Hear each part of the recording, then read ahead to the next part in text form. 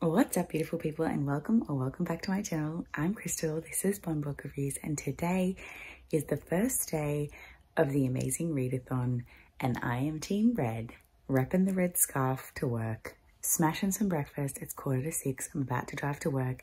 I'm going to be starting my first book, The Collective, which is for reading a book that is from one of the big 5 publishers. It is from HarperCollins, and it was also a recommendation from the host, so I figured it was a fitting choice. I love a good thriller, so I'm very excited to dive in. I'm going to be listening to the audio on the way to work, so I'll update you when I get to work. I'll probably have finished about an hour or so of it, maybe 2, and I'll let you know what I'm thinking. Go Team Red!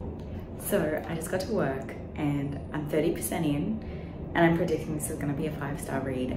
I'm really enjoying it. I will tell you more about what the book is about when I've finished it, but yeah, definitely enjoying it so far. So I just did a bit of a haul from work. I went to the ARC shelf and was like, I'm gonna grab some pink and red graphic novels so that I can do some sightseeing in the various different locations that we're going to. So I just wanted to show you what I hauled. I have absolutely no idea what any of these are about other than the fact that they are pink and red. So the first is called Scary Girl. This does not look pink in this current light. It is definitely more pink in person. It looks more purple, but these bushes are red. There's pink here, she's pink.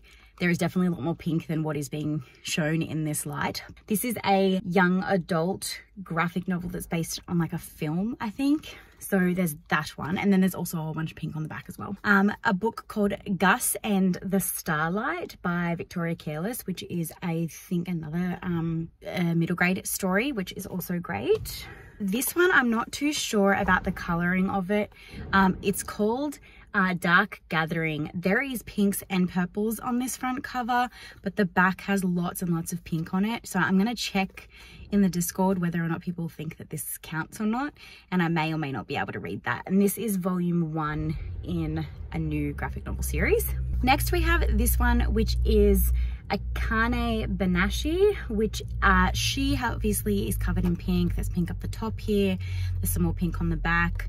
Again, not sure if we classify it as 50% or not. I'm going to check with the Discord and see what they say.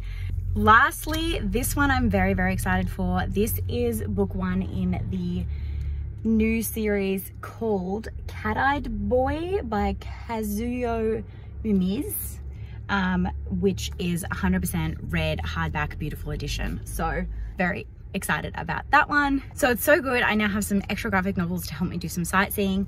I'm gonna have to check where these are actually published from, as to whether or not they are from big 5 publishers, as to whether or not I can do it for this leg of the race, but I have a feeling that they will come in handy for later legs of the race, so I figured I would grab them while I was here.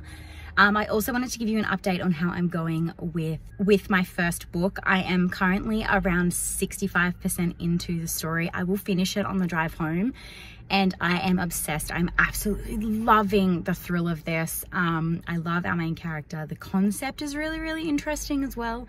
So now that I have some time and I've kind of gotten through it, I'll tell you a bit more about what it's about. So our main character, her daughter was raped and left to freeze at a frat party, and the guy who did it got away scot-free because it was consensual sex, and pretty much there was no like proof and everything. Even though she admitted that that's what happened on her deathbed, there was not enough evidence, and he got away. And so this mother ends up on a dark side of the web with a bunch of different women whose literally sole intention is to work together to create justice for children that have died that did not get justice. So it's a bunch of mothers who have lost their children, and the person who was responsible has not gotten justice, and these women now take it upon themselves to work together as this massive hive mind throughout America to create justice.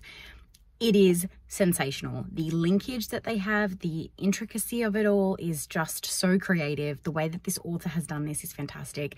Our main character, although she's a little bit annoying at sometimes, I'm really intrigued to see like where this goes. She's got that kind of like inner turmoil about whether or not she wants justice, or whether or not her human mind will prevail as to what she's doing is wrong.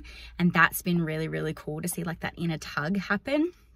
and I want to see like which way she ends up. I think ultimately she's going to end up having to make the decision as to whether or not the person that was responsible for her child's death actually gets the justice or not. And I think that's going to be a really, really cool part of the book. So I'm intrigued to see where it goes. So far, absolutely loving it. And I think it's going to be a 5-star read, and it's been a great start to this readathon. Hello, so I have now finished The Collective. This was a 5-star read for me. I had a really, really fun time. This was one of those thrillers that kept you guessing, and if you just go into it not trying to figure out what is happening and just enjoy it for the ride, you'll have a much better time. It is the kind of thriller that if you like really want to, you can 100% figure out like what happens. But it's better to just enjoy it for the ride that it is.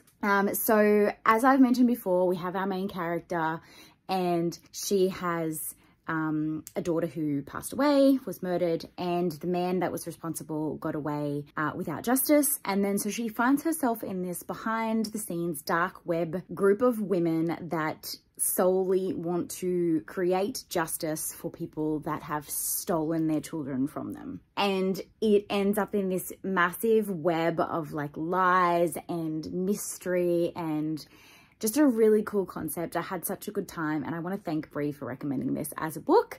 So this one got me a total of 850 points because it was 400 pages. I doubled because I flew to New York City, and then I got a bonus of 50 points because it was the color of my team. Then I decided to do a little bit of sightseeing once I got to New York City, and I read CatEyed Boy by Kazuo Umez, which is a arc that is coming out in mid-August, I believe, which was a graphic novel from Viz, which is one of the big 5 publishers, which is an imprint of one of the big 5 publishers. And this one was not what I was hoping.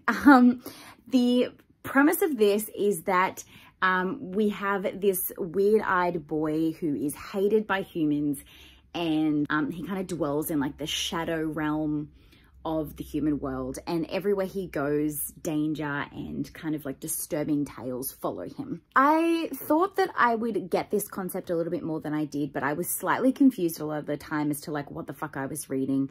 The monsters that were being portrayed along with him, I couldn't tell whether they were like somehow related to him or whether he was trying to protect the humans from the monsters. There was a lot of very like confusing plot lines, and then every time I thought that I wrapped my head around it, we would jump to a different monster story. I feel like this is a like advanced level manga. I am not a advanced level manga reader, and so for that I felt like it was a me problem and not a manga problem.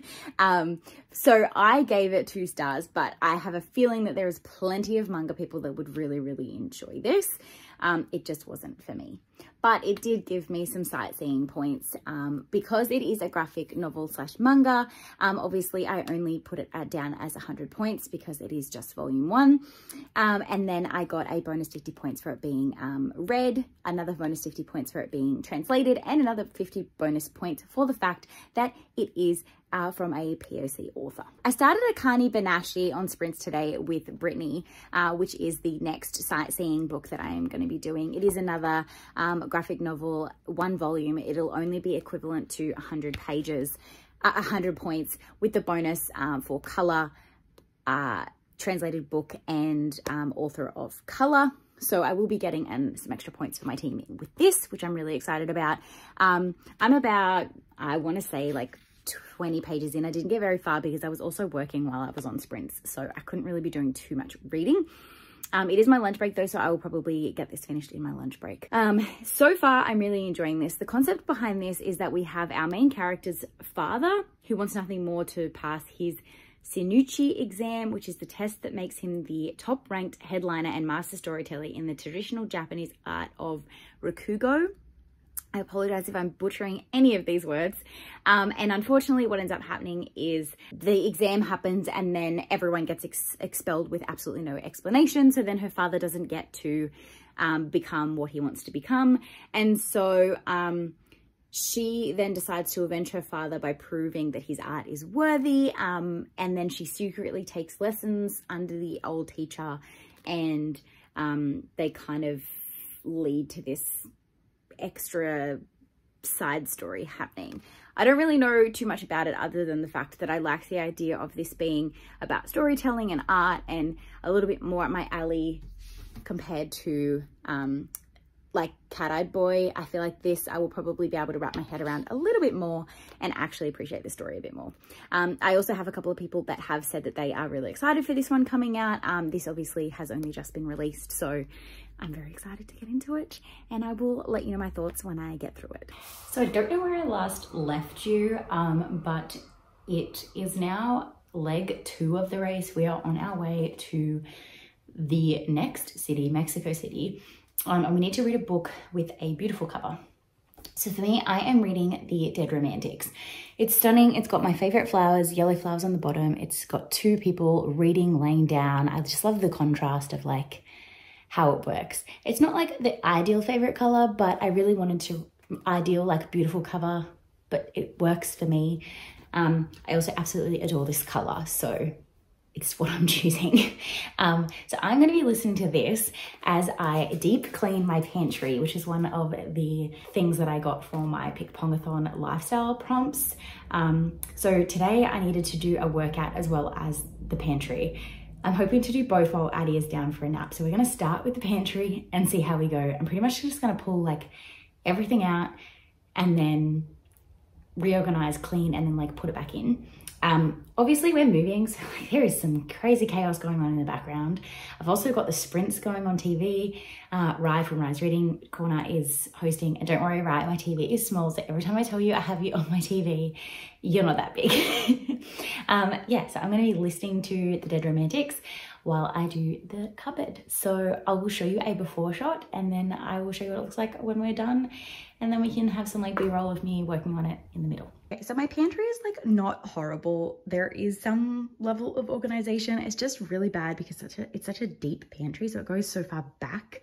So unfortunately I have to have like the containers like go back by 4. So I have to try and have them in some kind of categorization. And then like up the top is kind of like the leftover throw zone. It's kind of like a cereal, baking, snacks, spreads, all like the grains and things, tinned goods and like sauces for like meal prep. And then up the top is just chaos. So we're gonna kind of fiddle it around, see what I can do to make it look a little bit better and clear it out ready for the move. I don't think I'm gonna be throwing anything out because I don't think anything in here is expired or unusable. So let's go.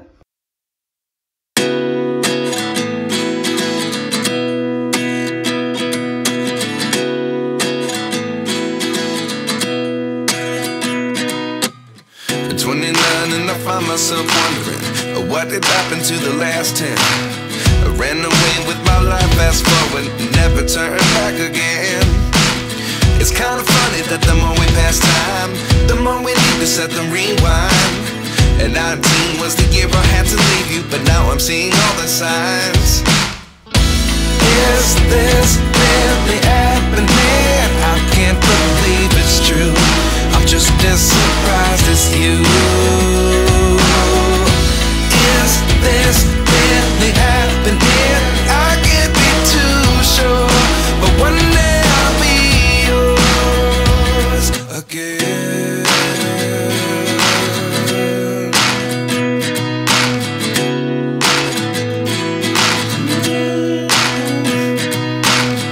Life lessons come 1 in a dozen. The other 11 get something from nothing.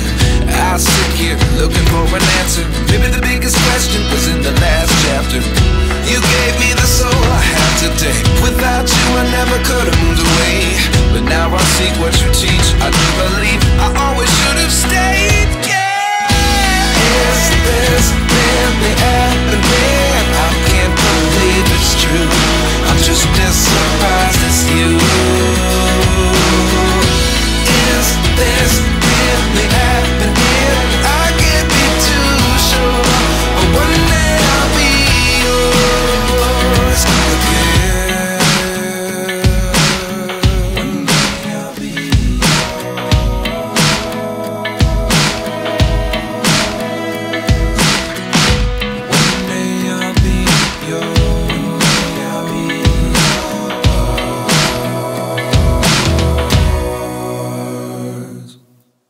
Life lessons come one in a dozen. The other 11. So this is where we're at. We have everything from the top 2 shelves out on the benches. The bottom 2 shelves I have done, so I don't think they're going to get any better than that. Now, time to redo these top 2 shelves. The problem with this top shelf is I'm not tall enough to really like be able to reach more than the front of it. So it ends up becoming like a throw for all. Ideally, if this was like our house that we were planning on staying in, I would turn this into like one of those pull down ones, or like I would have containers that I can pull out and grab stuff from that I would put like my pastas and things in. But we're only here for like another month. So for now, I'm just gonna make it usable. Cause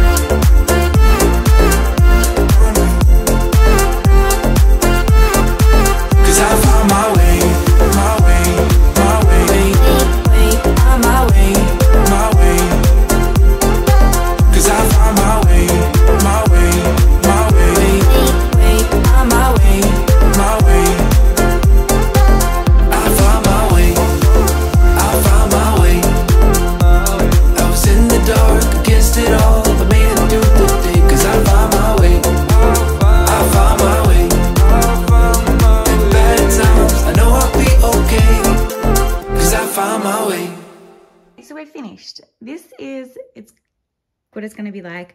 I will show you the before next to the after so you can see. But obviously down here we have our cereals and our flours and oils. Then we have like our spreads and snacks. Then we have like pastas, breadcrumbs, like custard powder, cocoa powder, that kind of stuff.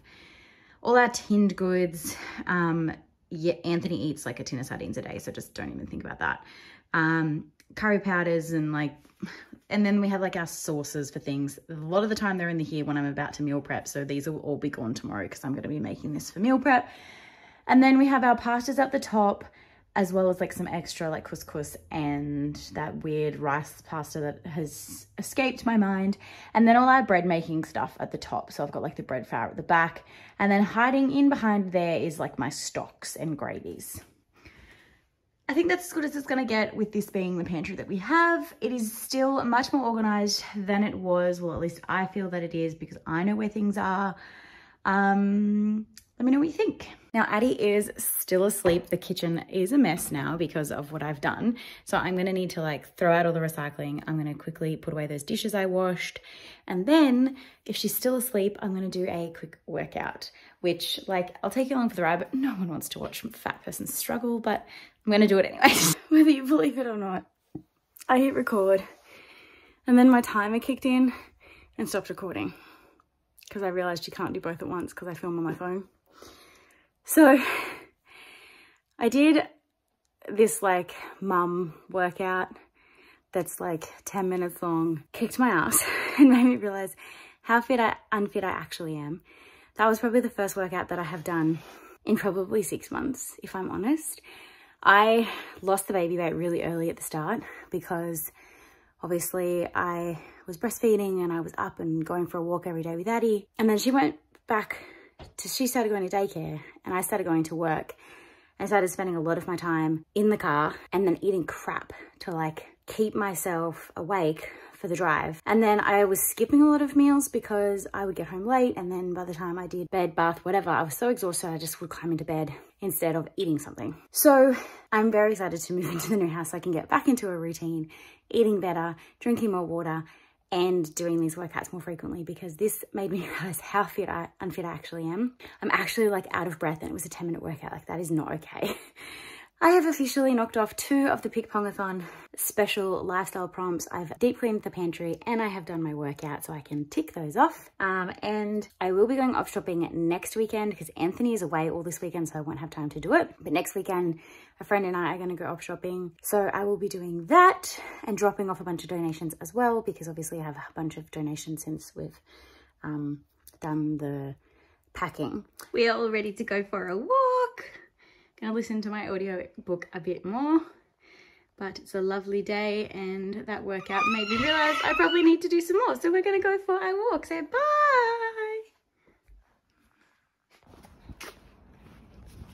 bye. So I finished The Dead Romantics. I'm probably gonna give it like 3 stars. If I'm honest, it's a low 3 stars. It's the kind of romance book that won't stick with me at all. I didn't really care about our main romance at all. And I just feel that, yeah, it's just not going to stick with me. So it probably doesn't need more than a 2.5, 3 stars. I don't think it has anything unique or different in it. So yeah, just, it's going to stay with that 2 to 3 stars. So hello. So now I'm moving on to my next read, which is The Dog Runner by Bren McDibble, which is my first sightseeing book for a stunning red cover. I don't have the audiobook for this. I've only got the physical. Excuse me, miss, don't, thank you. Oh, that's, there we go. Hey, no. This is why I can't film with that here. I don't have the audio for this, so I'm having to read it physically. I'm currently sitting in her playpen, and she was actively playing on her own until I started trying to film, and now she just wants to be a part of it. So I'm going to go back to reading, but this is my next read, and so far, so good. So I just finished my next kind of sightseeing book in Mexico City, which is The Book Eaters by Sun Yu Dean. The premise of this is that we have a group of people that are what we call mind eaters. So they're effectively vampires, but instead of blood, they consume knowledge. So there are a few of them that consume, I guess you could say, brains. The rest consume books, and that is how they get their knowledge. Well, this story follows our main character whose son has been born a mind eater, aka one of the ones that eat minds. And we kind of follow this like back and forth kind of timeline where we look at past and present of their story and how they kind of escape the big family and try and get this new world where he no longer needs to consume brains and can consume books and be a happier person. I found this book very, very mediocre. I mean, I'm giving it 3 stars. I found that because of the back and forth pacing, a lot of the time when we were in the past, we were being told things that we could have kind of, as readers, figured out ourselves from what's happened in the future. So we spent a lot of time in the past being told what had happened when really we could have kind of made that assumption based on what we were reading in the future. So I feel like the pacing was really, really slow for that reason.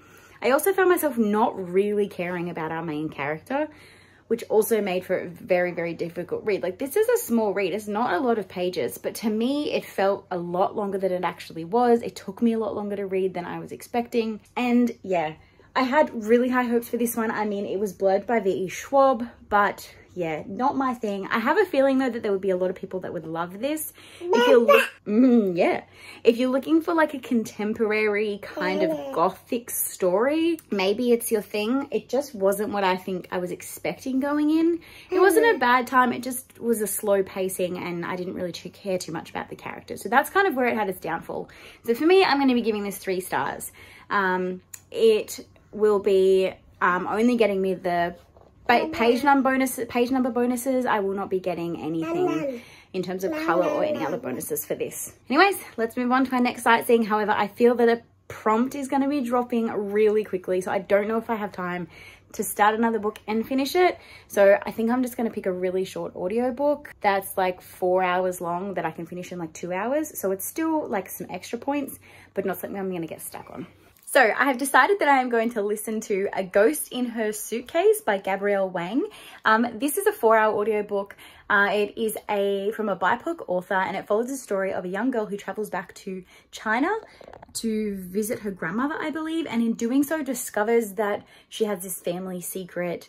There's a magical element to it. It's middle grade. It's kind of what I'm in the mood for, a little bit of like something different. I've been doing a lot of thrillers, a lot of fantasy lately, and I think I just need something a little bit different. So I'm going to listen to that audiobook as another sightseeing experience. Let's just call it finding some cookies or something. I don't know what Mexico City has to offer. And yeah, hopefully it'll add a few extra points to my team, and I won't get stuck with it before the next prompt drops. So you can't see me because it is currently 4:45 in the morning. I am headed to work really early this morning, and of course it's the start of no coffee week. Send help.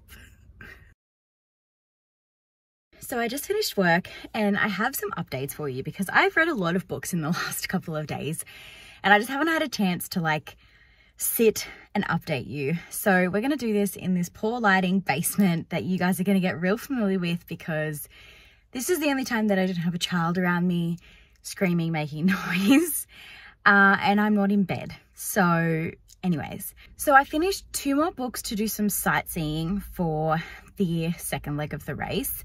I finished The Ghost in My Suitcase, which was actually really, really good. I gave that 4.5 stars. It was such a cultural and like beautifully lyrically written story that also like was a fun middle grade. I really, really appreciated this one. It was a quick read and I really loved the character. We follow our main character whose mother has passed away, and she goes to visit her grandmother in China. And while she's there, she discovers that the family has a secret and that they are ghost hunters.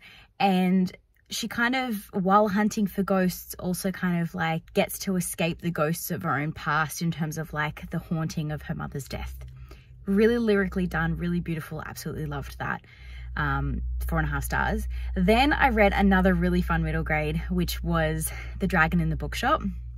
This one took me by surprise. I literally picked it up as a cover choice because it was a short audiobook that was read, and I'm so glad that I did. This is what I love about these readathons, is they get you to pick up books that you may not necessarily have picked up or thought about, and I had a really fun time with this.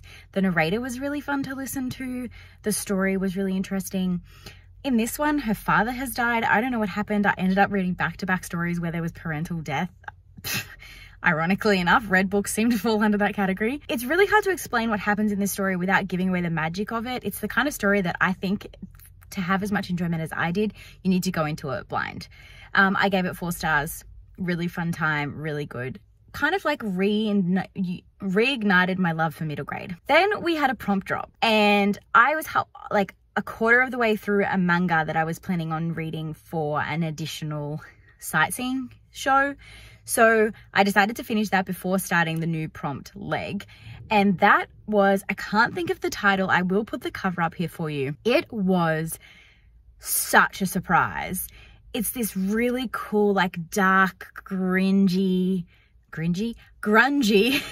horror manga that just had such a stunning cover, beautiful artwork throughout, and such like unique concepts. I mean, probably not for someone who reads manga a lot, but for me, I found that like some of the mangas I'd been reading I hadn't been loving. This one I could not put down. It was so good. I literally read it. My meeting was at 2:30 and I read it until 2:29. I walked straight into my meeting, almost closing the book on the door as I walked in, and then I picked it up as soon as I got home and finished it, and it was so good. I think that there's like a total of 4 stories within the volume. Loved story 1 and 2. 3 and 4 like were okay, not as great, but 1 and 2 super creepy. Really, really loved this, and if you can get a copy of this, I highly recommend it if you're looking to read a manga, because it's a really good horror manga. And then I obviously have started now the new leg of the race, and for this one we obviously have to read a book with 3 people on the cover. And so I started and did 80% of The Wedding Crasher by Mira Sosa, I think it is. And this one I have loved until today. So I devoured this. When I say that I devoured the first 70% of this, I could not put it down. I loved it. I really enjoyed our characters. They were believable. They were funny. They had this awesome kind of like fake dating trope, little bit of miscommunication in there, but not so much that it annoys you. And then today I was sitting there listening to the audiobook next to my boss at the desk working, obviously not out loud, and bam, out of nowhere, like there had been some flirtation between these two, and there had been like some kind of sneaky little spicy scenes, nothing like next level spicy, and out of nowhere, just like, whoa. Spice took a turn, and like I don't mind spice, like I read some shit, but this was like out of nowhere, and also a little on the cringe side. Like it was almost like the author felt uncomfortable writing what she was writing. It felt like a different author wrote this one part of the book. I'm obviously going to keep listening. I'm going to get past that point, and I had to stop because my box was right next to me. I'm going to listen past that point, and I am hopefully going to get back on the really enjoying train. I don't think it's enough for me to stop the book or give it like a 3-star or anything. It's still very much sitting at a 5-star. It was overtaking my favorite contemporary romance with Unhoneymooners. Like, it was going above that, but that scene really just like kind of set it back a little bit. So hopefully it can come back up and remain as the top contender, if not the top 2. So that's where I'm at.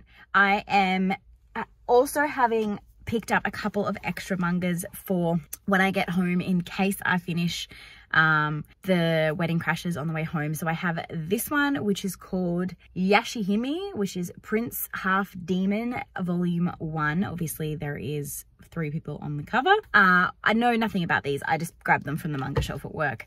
And the next one is Rainbow Days, which, yes, there is only 1 on the front, but there is 4 on the back cover, which I just whacked myself in the face with. And this is by Minami Mizuno, both the story and the artwork, which I thought was really, really cool. Again, no idea what this is about. I just grabbed them because I wanted to have some graphic novels to do some extra sightseeing in case another prompt drops. But I have a feeling I'm probably not going to get much of that done before a new prompt drops, because I think she's either going to drop a new one before the weekend, or she's going to drop one mid-weekend. I don't even know. Like, I'm a host and I still feel like I know nothing about this readathon, and I'm here for the chaos. Okay, so the next detour just dropped, and we had to recommend a coffee. No, we had to recommend a book based on a coffee that we got from a coffee spinner. So I got a cinnamon roll cappuccino, and I recommended the lovely Love Light Farms because it had a cinnamon roll hero in it.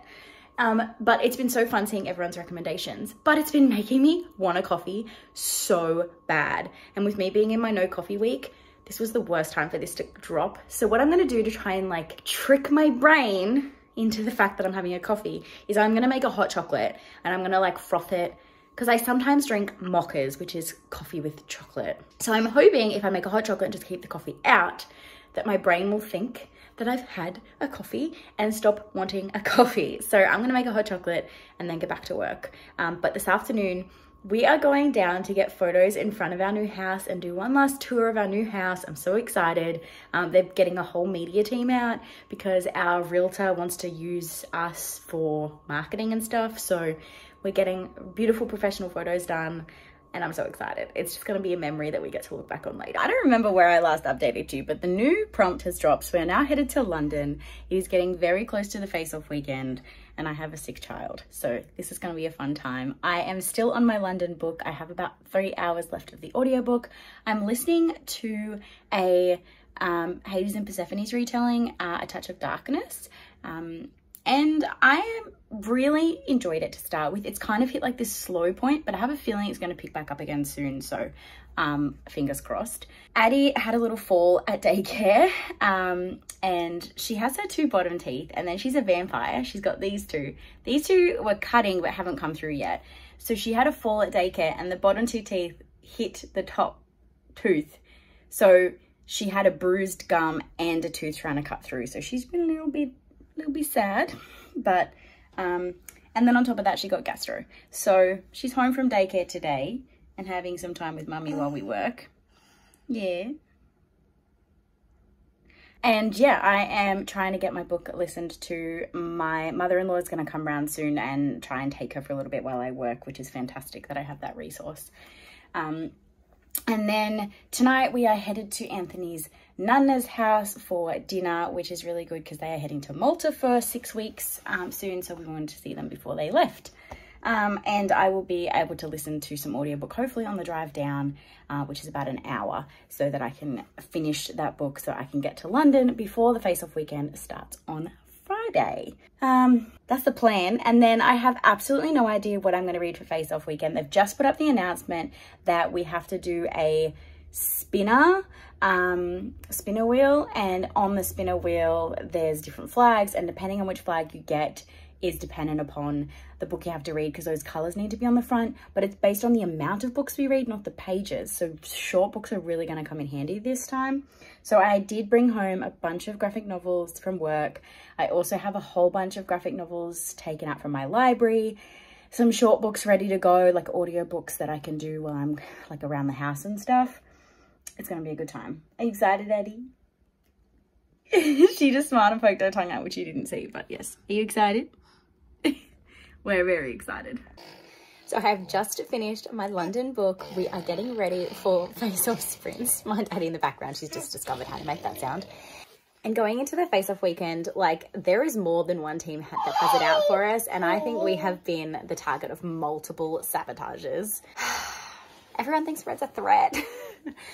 So yeah, I am going to end this vlog here. The next section will be the Face Off weekend, and then I will also attach the remainder of the month as well. So thank you so much for watching. I hope that you are enjoying and having fun with this amazing readathon hosted by Brie. If you have watched and you don't have anything to say but would like to support me, then you can drop a flag emoji in the comment of whatever flag you are from, because that will be awesome for Face Off weekend leading into that. And until next time, guys, thank you so much for watching. Have a great weekend and happy reading. Bye.